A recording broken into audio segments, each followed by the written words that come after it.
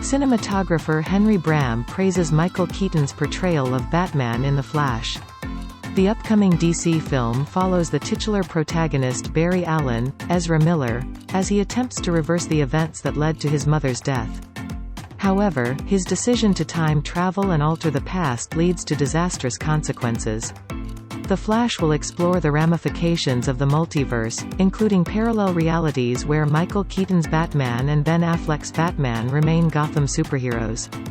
Prior to this production, Allen initially made cameo appearances in a series of DC movies, including Batman vs. Superman, Dawn of Justice, Suicide Squad, and Justice League. Directed by Andy Muschietti, the new standalone film is slated for release in 2022. Originally, Keaton graced the screen as Bruce Wayne in the 1989 movie Batman. In this film, the iconic Bat-like hero fights to defeat the Joker, Jack Nicholson, who cruelly plans to torture the residents of Gotham with a neurotoxin called Smilex.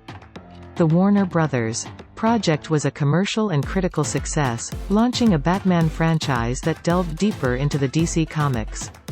In the 1992 sequel Batman Returns, Keaton's character strives to dismantle the nefarious plans of the Penguin, Danny DeVito, while also falling into an uneasy alliance with Catwoman, Michelle Pfeiffer. During this time, Keaton received a positive reception for his nuanced interpretation of the largely stoic and taciturn Bruce Wayne. During an interview with Collider, Bram shared some of his experiences while working on the set of The Flash. Along with celebrating the film's storytelling, he also lauded Keaton's contribution to the overall narrative. "It's a pleasure working with the cast, as they're fantastic.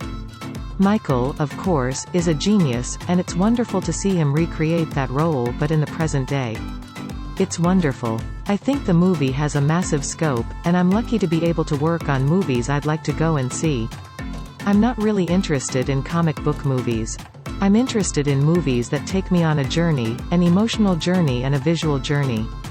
Despite Keaton's popularity as Batman in the Warner Brothers. films, the following two installments of the franchise, Batman Forever and Batman and Robin, underwent multiple cast changes.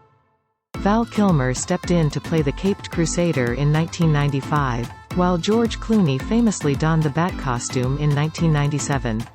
Director Joel Schumacher also replaced Tim Burton in these films, resulting in a significantly different tone and visual narrative.